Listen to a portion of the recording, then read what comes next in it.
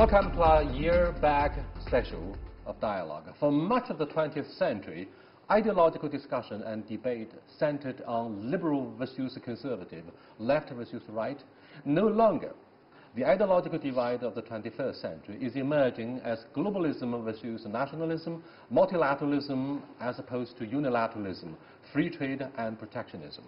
Particularly in 2018, global downward economic pressure, the China-U.S. trade war, and the rise of right-wing and far-right forces in politics are forcing rethinking about the world, political and economic order.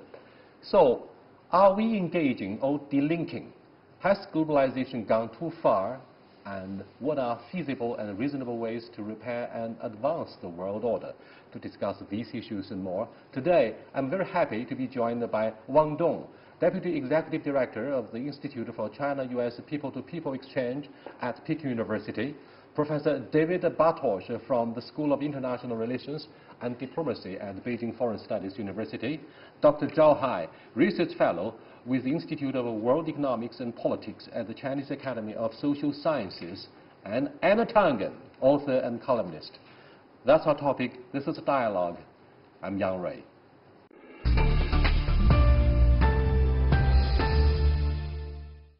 The Russian spy poisoning saga, Syria regime victories, Trump quits Iran nuclear deal, China-U.S. trade war, Trump-Kim meetup, populists take charge in Italy, France, Yellow Vest uprising, Brazil, Via's right. All these political and economic issues marked the year 2018. Overall, do you think the world in 2018 is engaging or delinking? My take is very clear. I think not only globalization has not come to an end, rather it actually enters into a new stage, which I actually put a label on that. I call it a reglobalization process. And Anna? Well, I think globalization might be the desire, but the fact is that delinking is the reality. And it's being driven mostly by the decline of the middle class in the developed nations and the rise of the middle class, interesting enough, in the emerging and developing. And I am firmly on the side of delinking. Bartosz? I am for globalization, and I think we have never been delinked, never ever in history, because if we analyze the history of civilizations, if we analyze the objects that we use today, if we analyze the food that we eat, we will see the history behind that always is a history of interlinkage, of exchange, and of growing together. And so I think this process cannot be stopped. Dr. Zhao? I'm for delink because honestly, after leaving 2018, I think hardly anyone experienced what happened during this past year. Even the most hardest supporter of globalization can say that we're not in the age of delinkage. I think moving forward, this trend of delinkage will become even more severe. I'm a little bit surprised that you guys argue strongly that the dynamics getting stronger for delinking. Question, first of all, for all of you, has globalization gone too far? Dr. Wang? Well, I think simply in terms of, if we look at different areas, trade, investment, I would say, of course, global economic growth is still moving on. It's slowed down a little bit, but I think we are sort of picking up. And then there are rise of trade protectionism. Why the rise of populism and unilateralism in the power-based areas such as Wisconsin in the Midwest of the United States? The electorate, however ridiculous President Trump has been, they would show their staunch support for this guy. Well, I think the rise of populism certainly points to some of the deficiencies in this, what we call the old pattern rounds of globalization. But I also believe that many countries, including China and many other emerging economies, were working together trying to address those deficiencies. And this is, I think, the trend, what I think David and I, we observe, and we also argue that they are playing the leading role. Yeah, you can say that all you want, but let's look at the realities right now. We have the Yellow Vests in France. We have Brexit in England. I mean, look around the world. The U.S. is in tatters. As we speak, Donald Trump is pouring gasoline on the fire of, the equities market. I mean, how can you not talk about this? The issue is, and I was referring to it, this decline of the middle class in the things. Irony here is that during the globalization, and when you say, has the world had enough, that's not the issue. The issue is how were the profits divided? All right, 2/3 of the world's profits went where? Europe and the U.S. Yet, the middle class actually declined. This was a failure of the elites, and that's what you're seeing here with this reaction. So delinkage is already there. I mean, people just say this system hasn't worked. Then, David, how do you respond to his concerns about the grievances of the middle class who are sinking, not rising? I think the whole issue here, maybe it's not so much about delinkage, but it is an unexpected turn. It's like we always thought that the road is going straight and we are going forward, and now there is this bend in the road, sudden turn, and this turn presents us with a lot of these problems.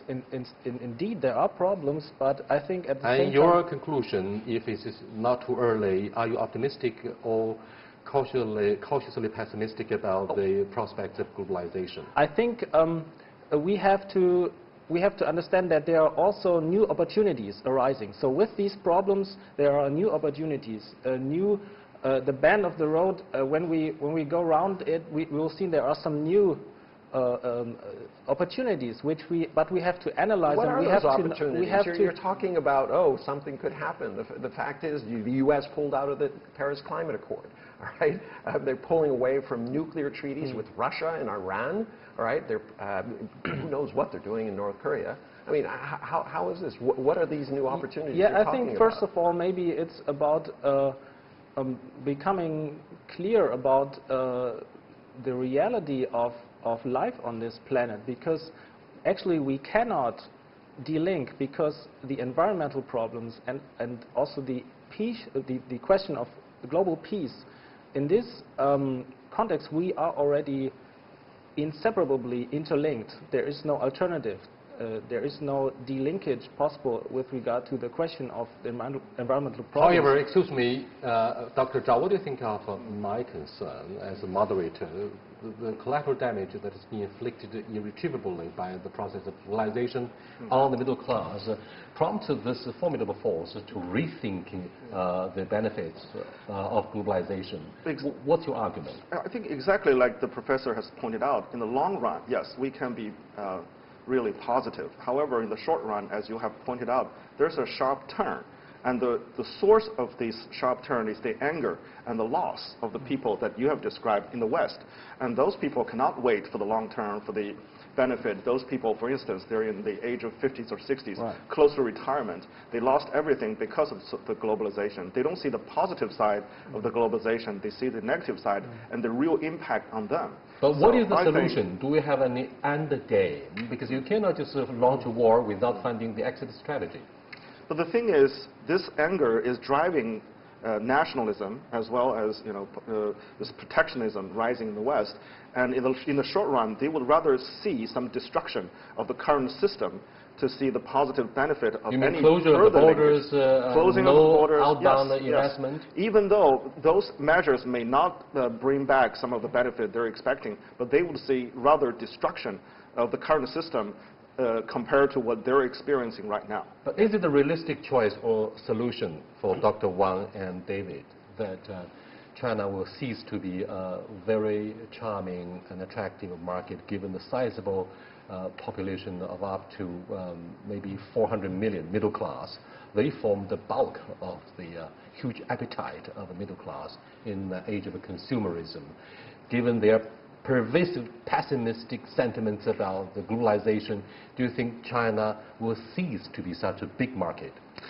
I actually would add to your question, not only China. I will say we have also to look at other emerging economies like India. I just came back from India. If you walk on the street of India, you do not feel like the globalization has come to a stop. Everyone is sort of, looking inward. Rather, people are very energetic. It feels very much like China in the early 1990s. And the economy is bustling. Foreign capitals, comes in, including Chinese investment going into India. So China and India combined together, this emerging economy, I really wanted to argue that we have to, yes, United States is very important, used to play a dominant role in this globalization process.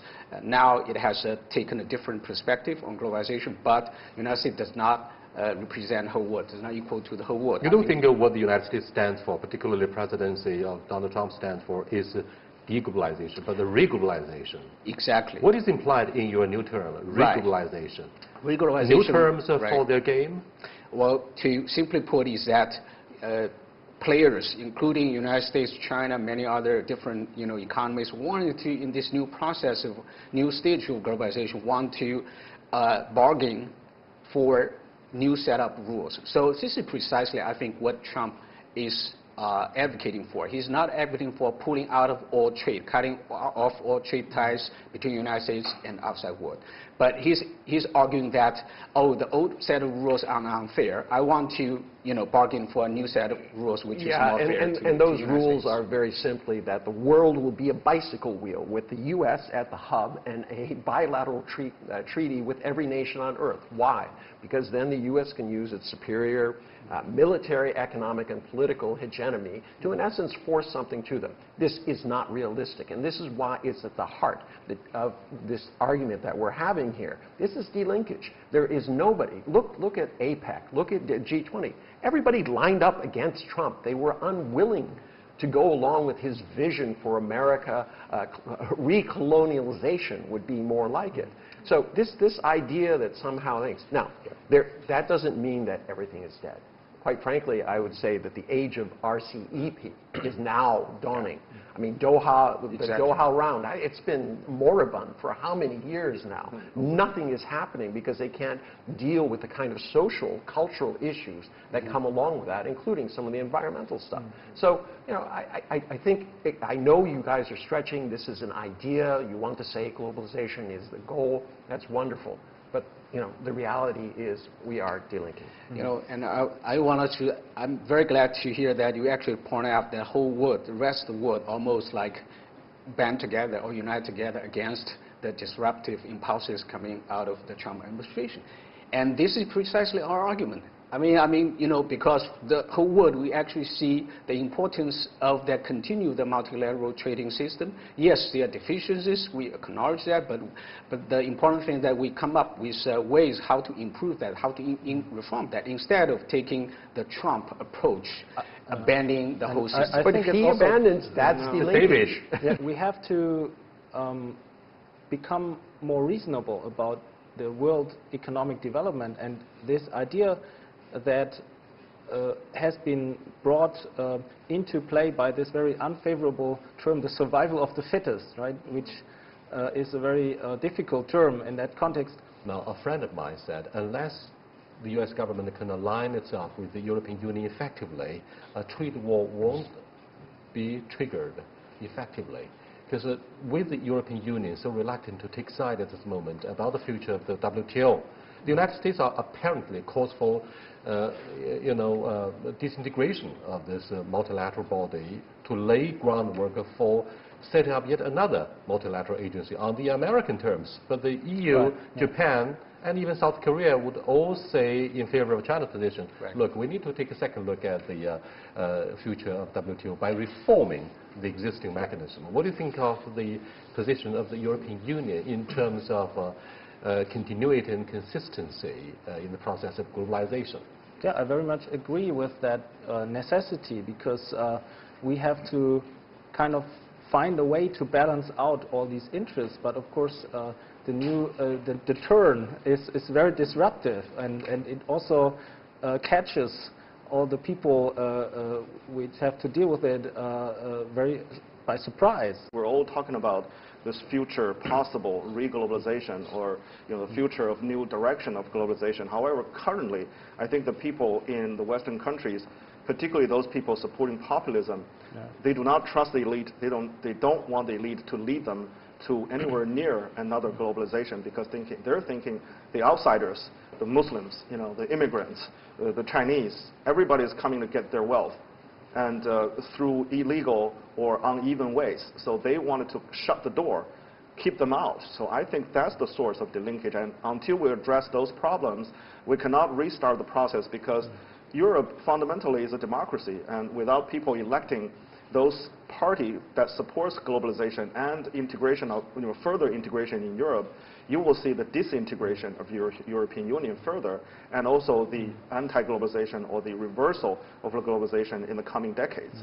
So I think fundamentally we have to focus on taking care of those people before we can talk about globalization. And right now, delink, I think, is the top priority for income some redistribution of the would be an alternative solution, if not a very convincing answer solution. Anna,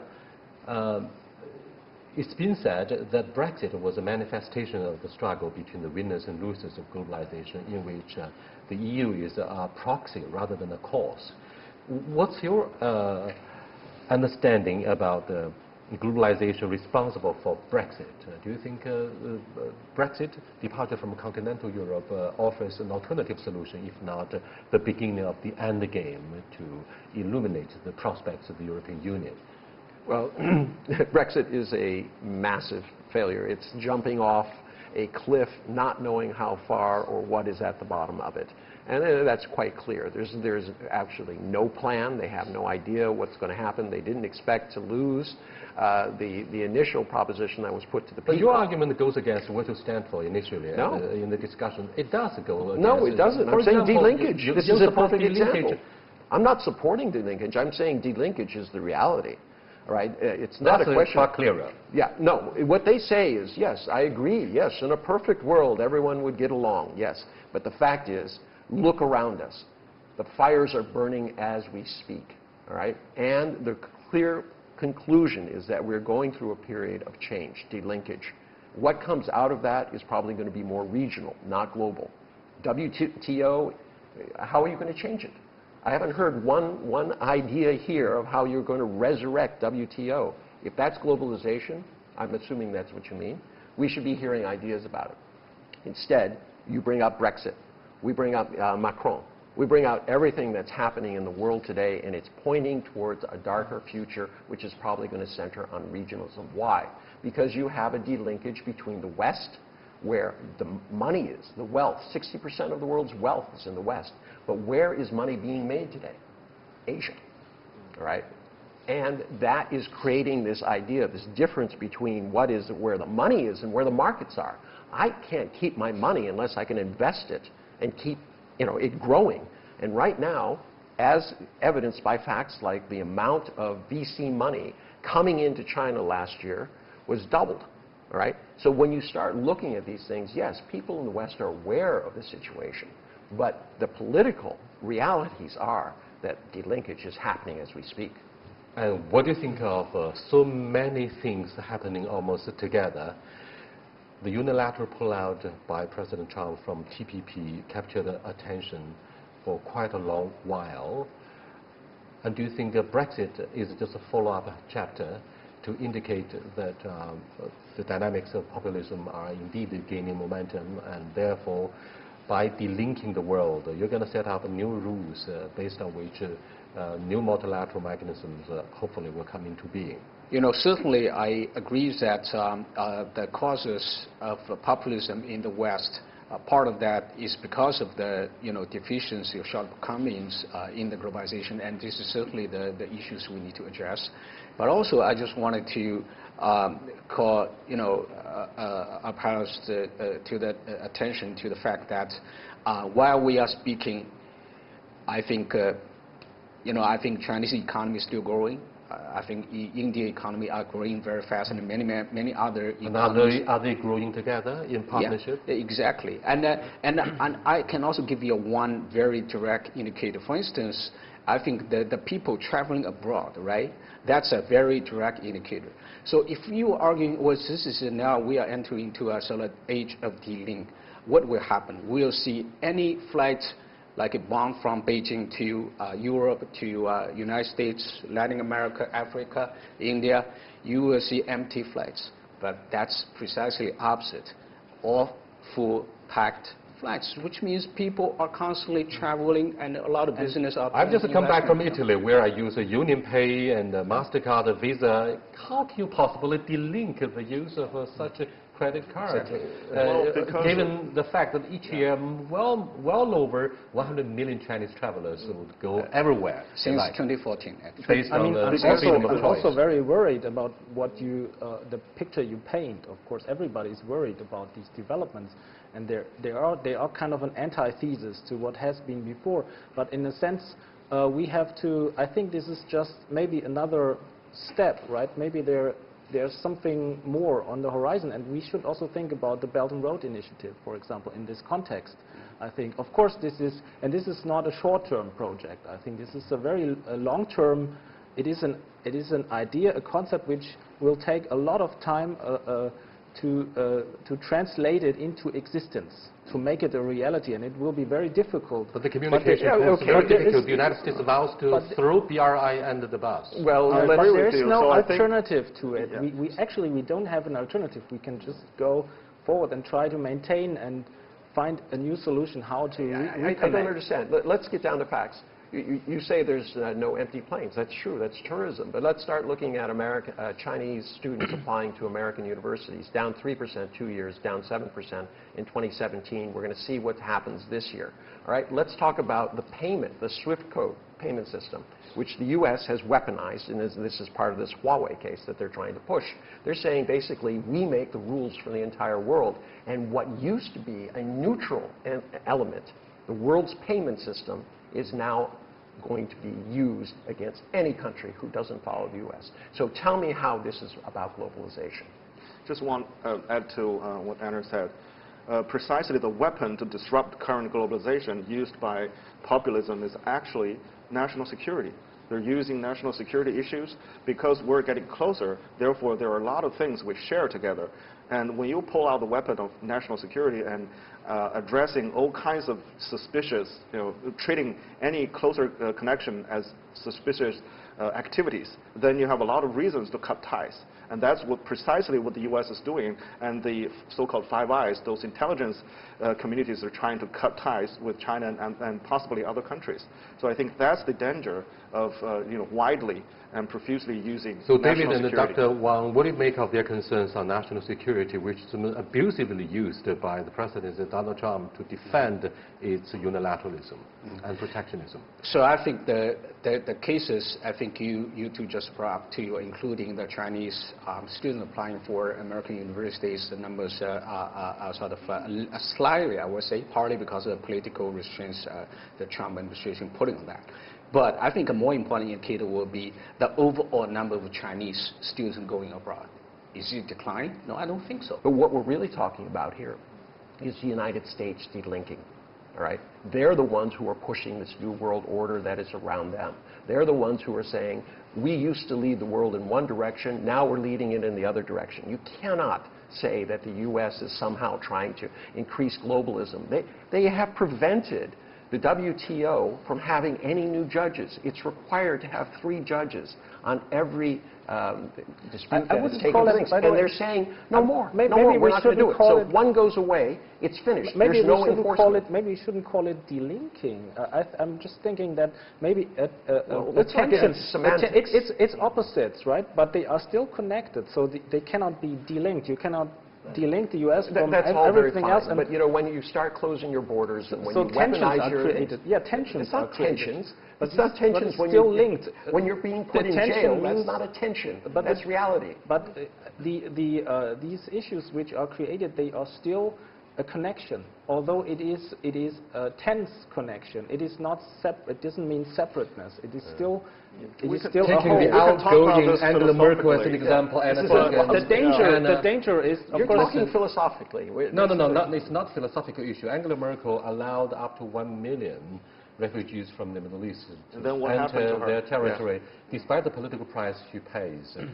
Germany eventually decided to accept 1 million refugees, and that's a hallmark gesture by the German side to open up the border of their nation state, despite the dismay of the electorate.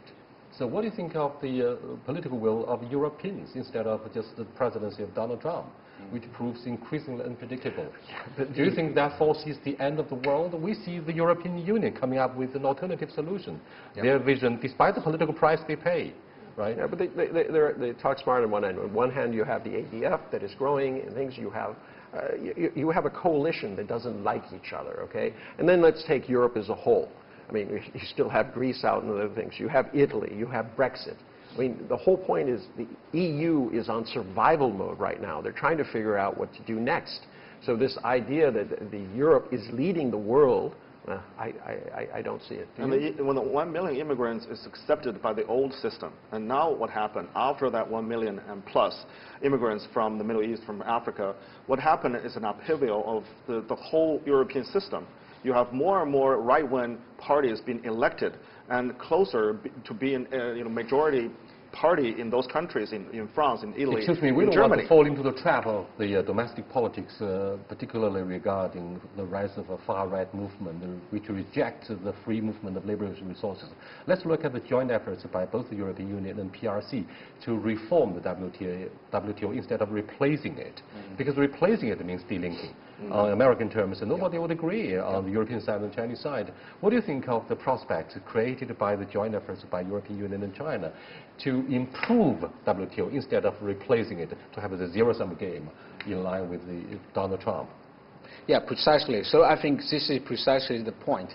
If, that Europe and China join the United States in saying, oh, we want to get rid of WTO, this is delinking. The whole world, we are entering into an age of delink.